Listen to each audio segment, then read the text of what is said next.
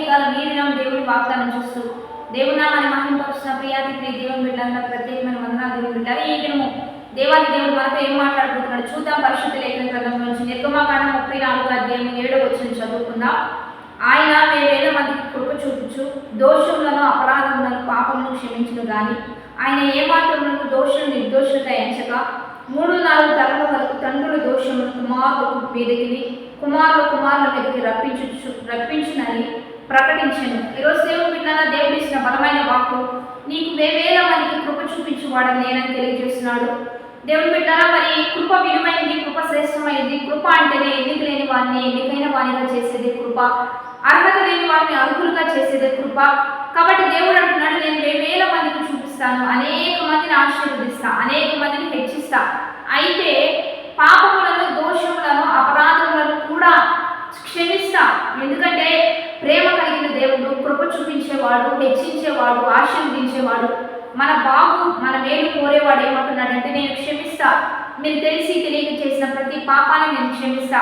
అయితే మీరు చేసిన దోషములు మాత్రం దోషులను నిర్దోషులుగా ఎంచక మీరు చేసిన పాపములు మీ కుమారుల మీదకి రప్పిస్తానంటూ ఉండగా మీరు ఏ పని చేసినా దాన్ని నీతియుక్తంగానే జరిగించండి. ఎందుకంటే ఆ దోషాన్ని మీరు పొందుకోకపోయినా మీ కుమారుల మీదకి రప్పిస్తానని దేవుడే వాగ్దానం చేస్తున్నాడు. ప్రేమించేవాడే, కృప చూపించేవాడే, ఆశీర్వదించేవాడే.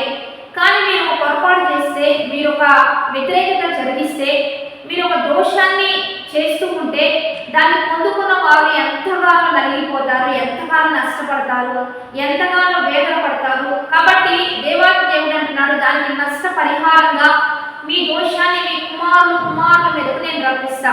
ఎందుకంటే వారు పొందుకుంటేనే ఆ అనుభవం మీకు తెలిసే విధంగా నేను చేస్తాను అంటూ ఉండగా ఈరోజు మీ దోషాలను దేవుడు క్షమిస్తాడు, మీ పాపాలను క్షమిస్తాడు. ప్రేమ కలిగిన వాడు కానీ మీరు చేసిన దోషములు మాత్రం దాని పరిహారంగా విత్తనపు పంట మాత్రం మీరు కొయ్యాల్సిందే. అందుకని మంచి విత్తనాలను విత్తండి, మంచి పంటను మీరు కూర్చుకుంటారు. మీరు చేదైన విత్తనాలను విత్తారా, మీరు లేకపోతే నష్టాన్ని విత్తారా, కొంత క్రోధాన్ని, అసూయను, స్వార్థాన్ని విత్తారా, ఆ పంటను ఖచ్చితంగా మీ పిల్లల మీదకి దేవాది దేవుడు రప్పిస్తానంటూ ఉండగా మీ పిల్లలు బాగుండాలా, మీ పిల్లలు గొప్పవారిగా ఉండాలా, మీ పిల్లలు ఉన్నతంగా ఉండాలా, వారు దీవించబడాలా, వారు సంతోషంగా ఉండాలా, వారు నవ్వుతూ ఉంటే మీకు ఆనందం కావాలా, అయితే మీరు మంచి చేయండి, మేలే చేయండి. ఎందుకంటే దానికి ప్రతిఫలంగా మీ బిడ్డల మీదకి ఒక ఆశీర్వాదం రాబోతుంది.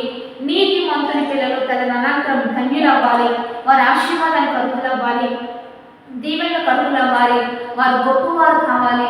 దేవుడు అన్ని వారు అడగకుండా దేవుడు సమకూర్చాలంటే మీరు మంచి చేయాలి, మేలు చేయాలి. బిడ్డల కొరకు ప్రతి తల్లిదండ్రులు ఆస్తి పాస్తులను దాచి ఉంచుతారు, లేకపోతే ఒక మంచి చదువునిచ్చి వారిని గొప్పవారిగా చూడాలని ఇహలోక సంబంధంగా ఆలోచిస్తారే కానీ ఆత్మీయంగా ఈరోజు దేవుడు చెప్తున్నాడు, మీరు మంచి చేస్తే, మీరు ప్రార్థనాపూర్వకంగా ఉంటే, మీరు మేలే చేస్తే ఆత్మీయంగా మీ బిడ్డలు దీవించబడతారు. అందుకనే క్రీడాని ఆత్మ వర్ధించిన ప్రకారం అన్ని విషయాల్లో దేవుడే వర్ధిలింపజేస్తాడు. దేవుని బిడ్డరా, చదివిస్తున్న మీరు, సంపాదిస్తున్న మీరు, భూములు దాచిపెడుతున్న మీరు, డబ్బులు దాచిపెడుతున్న మీరు ఆత్మీయంగా మంచి పనులు చేస్తూ ఆత్మీయ ఆశీర్వాదాలను కూడా దాచి ఉంచండి. ఎందుకంటే ఇహలోకంగా ఎంత సంపాదించినా ఒక చిన్న నష్టం మొత్తం చేజార్చుకునే పరిస్థితులకు వెళ్ళిపోతారు. కానీ దేవుని కృప వారికి తోడే ఉంటే, దేవుని ఆశీర్వాదం వారికి తోడే ఉంటే మరి అన్ని ఆటోమేటిక్గా దేవుడే సమకూరుస్తాడు. చిన్న ద్వారం తెరిచి అద్భుతమైన సహాయాన్ని దేవుడే జరిగిస్తాడు. కాబట్టి దేవుని బిడ్డలారా, మీ పట్ల దేవుడు గొప్ప కార్యాలు చేయాలనుకుంటున్నాడు.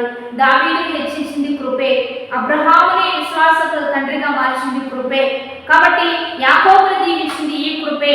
కాబట్టి ఈ కృప ఈరోజు మనల్ని వెంబడిస్తూ మనతోనే మాట్లాడుతూ ఉండగా వాగ్దానాన్ని బట్టి ధైర్యం తెచ్చుకుందాం, విశ్వాసంతో కృపను వెంబడిద్దాం, కృపను కోరుకుందాం, మంచి చేద్దాం, ప్రార్థన చేద్దాం. పరిశుద్ధ మహోన్నతుల గొప్ప దేవ, మీరు ఇస్తున్న బలమైన వాక్కును బట్టి నీకే మహిమ. ఎంతమంది వాగ్దానం చూస్తున్నారో కృపను వారికి సమృద్ధిగా దయచేయ, మేలు చేయాలి, మంచి చేయాలి, చేతనైనంత వరకు మేలు చేయటకు ప్రయాసపడాలి. ప్రేమ ఏరిపారే ఆ మంచి అనుభవాన్ని బిడ్డలకు దయచేయండి. నిన్ను వలె నీ పొరుగు వారిని ప్రేమించే విషయంలో, అయా ఇతరులకు మంచి చేసే విషయంలో, మేలు చేసే విషయంలో సద్గుణం కలిగి ముందుకు కొనసాగే మంచి అభిషేకాన్ని బిడ్డలందరికీ దయచేస్తూ వారు వారి బిడ్డలు దీవెనలకు అర్హులుగా, ఆశీర్వాదానికి అర్హులుగా, ధన్యులుగా ఈ భూమి మీద మార్చబడటకు గొప్ప సహాయం చేయండి. బర్త్డేస్, మ్యారేజ్ చేసుకుంటున్న ప్రభు అయిన యేసుక్రీస్తు నామం పేరిట అడిగి వేడుకొని ప్రార్థిస్తున్నాము గొప్ప తండ్రి. ఆమె మంచి లైక్ షేర్ కామెంట్ చేయండి, ప్రతి ఒక్కరికి పంపించండి, 10 మందికి షేర్ చేస్తూ ఉండండి. ఆత్మీయంగా వారిని కూడా దీవెనలకు అర్హులుగా మారుద్దాం.